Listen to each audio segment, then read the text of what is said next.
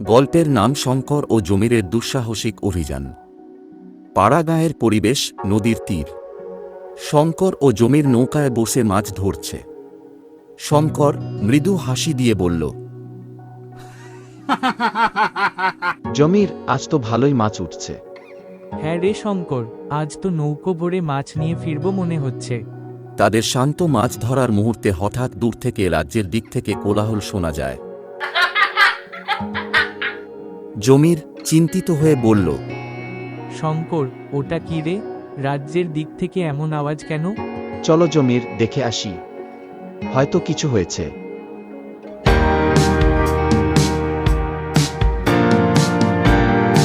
জমির ও শঙ্কর এসে দেখল রাজবাড়ির দিকে সবাই যাচ্ছে। গিয়ে দেখল রাজা প্রতাপ সিং দরবারে বসে আছেন, ঋষি কথা বলছেন। শঙ্কর ও জমিরও সেখানে উপস্থিত হল। মহারাজ, আপনার পুত্রকে সারানোর একমাত্র উপায় হলো, গভীর জঙ্গলের একটা গাছ আছে, সেই গাছের নাম হলো জীবন ছায়া।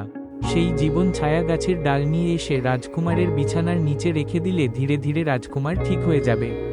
কিন্তু সেই গাছে বাস করে এক ভয়ঙ্কর ডাইনি, যার আত্মা লুকানো আছে নদীর নিচে। কিন্তু সেই জঙ্গলে কেউ গেলে ফিরে আসে না। আপনার রাজ্যে কোনো কি বীর আছে যে সেই জঙ্গলে যাবে আর গাছের ডালটি নিয়ে এসে দেবে? রাজা প্রতাপ সিং গম্ভীরভাবে বললেন, কেউ আছো আমার রাজ্যে এমন মানুষ যে এই জীবন ছায়া গাছের ডাল আনতে পারবে? আমি তাকে আমার কন্যার সঙ্গে বিয়ে দেব এবং রাজ্যের সম্মানিত ব্যক্তি বানাবো। শঙ্কর সাহসের সঙ্গে বলল, মহারাজ, আমি এবং আমার বন্ধু জমির এই অভিযানে যাব। আমরা সেই ডাল আনব।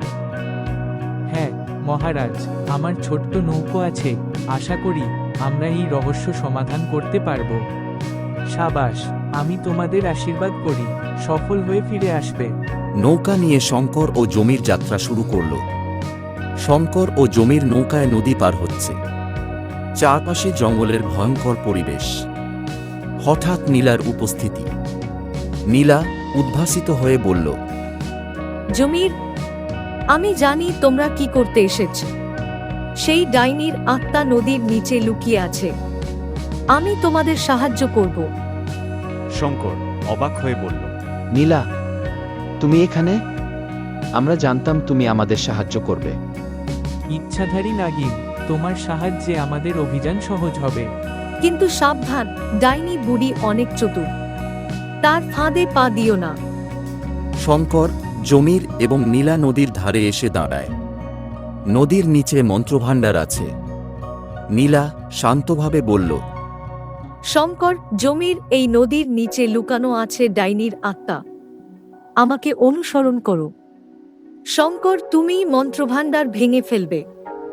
শঙ্কর সাহস নিয়ে বলল, ঠিক আছে নীলা, আমি তৈরি আছি। শঙ্কর এবং নীলা নদীর নিচে ডুব দেয়। জমির নৌকায় অপেক্ষা করছে। ডাইনির মন্ত্রভাণ্ডার নদীর নিচে একটি পাথরের বাক্সের ভিতর থেকে বের করে। নীলা মন্ত্র পড়ছে, শঙ্কর মন্ত্রভাণ্ডার খুলছে। ওম শক্তি প্রভাত, ডাইনির আত্মা বের কর।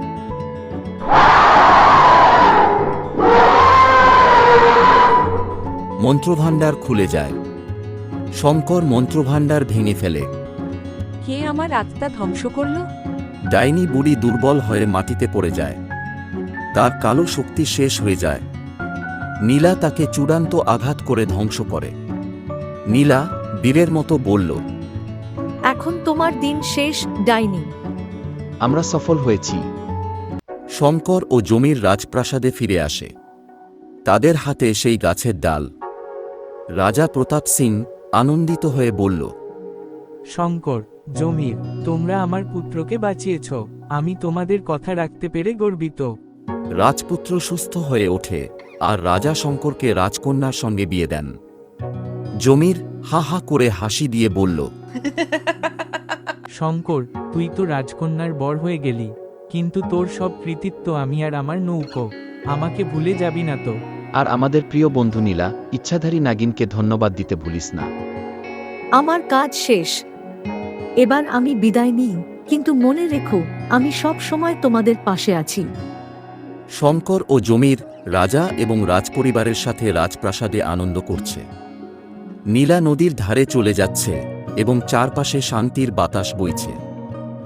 তারা প্রমাণ করল সাহস এবং বন্ধুত্ব দিয়ে সব বাধা পেরিয়ে যাওয়া সম্ভব। এইভাবেই শঙ্কর, জমির এবং নীলার বুদ্ধিমত্তা আর সাহসের দ্বারা ডাইনির অভিশাপ থেকে রাজ্যের মুক্তি হয়। তোমরা যদি বাবাকে ভালোবেসে থাকো তাহলে ভিডিওতে লাইক করে দেবে।